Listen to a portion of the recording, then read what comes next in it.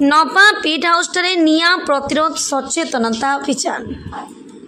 ओडिशा सरकार जंगल परिवेश और जलवायु परिवर्तन विभाग द्वारा जंगल सुरक्षा और जंगल निया को प्रतिरोध निमंते पुरी जिला कृष्ण प्रसाद ब्लॉक नवा बीट हाउस एक सचेतनता अभियान सभा रंभा वन्यप्राणी वनांचल और चिलिका वन्यप्राणी वनखंड बालुगांव मिलित सहयोग जंगल सुरक्षा निया प्रतिरोधक सभा अनुष्ठित हो जाइए। सहकारी वनरक्षक अधिकारी प्रमोद कुमार सेठी, बालुका रंभा वनांचल अधिकारी रश्मिता जेना, वनपाल प्रणय कुमार, जयसिंह, वनरक्षी संतोष साहू, दिलीप स्वाई, अनिल साहू प्रमुख उपस्थित जंगल निकटवर्ती नवा ग्रामर शताधिक व्यक्ति को चिलिका रेंजर सहकारी वनरक्षक अधिकारी श्री सेठी जंगल सुरक्षा निया प्रतिरोधक निमंते सचेतन कराई कहिथिले आज आधुनिक मनीषर जय यात्रा रे जंगल सहभागिता सर्वाधिक अछि। गृह उपकरण, औषधीय काठ, जाळेनी ठारू आरंभ करी छाया जीवन प्रदायिनी अम्लजान आदि जंगल ठारू ही मिली थाए। मात्र सर्वाधिक जनसंख्या वृद्धि जोगु स्वार्थपर मनीष निज आवश्यक मेंटाइबाकू जंगल को अविरत काटिबा सह पोड़ी देउछि, जहाद्वारा वर्षा नियंत्रण हराउछि, अधिक समय मरुड़ी होउछि, जंगल निया लगाइबा जोगु वन्यप्राणी पोड़ी नष्ट होगा सह गाँव में पशि घर फसल आदि नष्ट करुछंती। यार परिणाम भोगिबाकू पड़ुछि। एबे समय आसीछि जंगल सुरक्षा करिबा, पृथ्वी को सबुज सुंदर गढ़ी तोलिबा। सरकारक ई सचेतनता वार्ता को समाजसेवी निर्मल रणसिंह और उपस्थित जनसाधारण भूरी हसी प्रशंसा करथिले।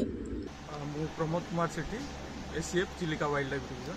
सर आज आमर ओडिशा सरकार तरफ जंगल परिवेश जलवायु परिवर्तन संपर्क सचेतन कार्यक्रम करागला, केमती कौन कर संभव आज ये आमर नवा बीट अधीन आम जंगल को केमती निया दायरू रक्षा करवा और जंगल पशु पक्षी को रक्षा करने नहीं गोटे सचेतनता शिविर रखा जाइतिला।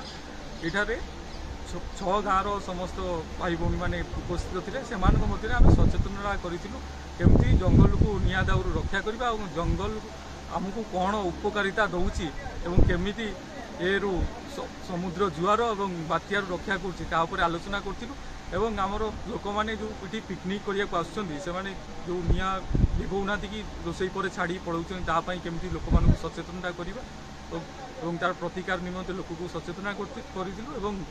जो पशु पक्षी मैंने अच्छा सी जदि फसल किसी नष्ट करुँचापी आमर ओडिशा सरकार अनुकंपामूलक सहायता राशि जहाँ भी रही से उपर लोक मान जनाई लोक मैंने संतुष्ट अच्छा और आशा करुँच लोक मैंने सचेतन हेले आग को यही सब आम जंगल सुरक्षित रिया दायरू रक्षा।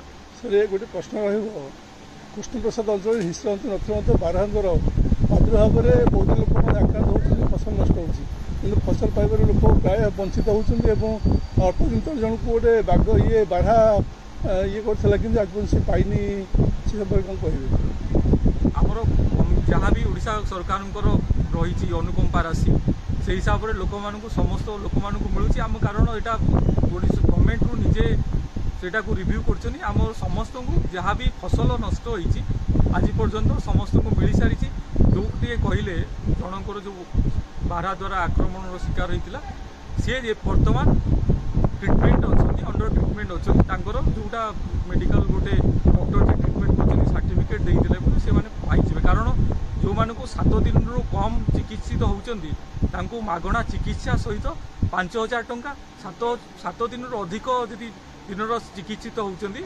हस्पिटाल से पूरा मागणा चिकित्सा सहित 10,000 टंका मिल तो से केते दिन चिकित्सा होती डॉक्टर गोटे लेखिक देदेला आम से अनुकंपा राशि मिल आ जदि से परमानेंट इंजुरी होता है जोटा कि सेटा गोटे सर्टिफिकेट मिल से 60% रु अधिक होते 2.5 लाख टंका 60% रु कम होते 1.5 लाख टंका से पाइबे। धन्यवाद। कृष्ण प्रसाद प्रताप परिचंदन का रिपोर्ट, IJB न्यूज।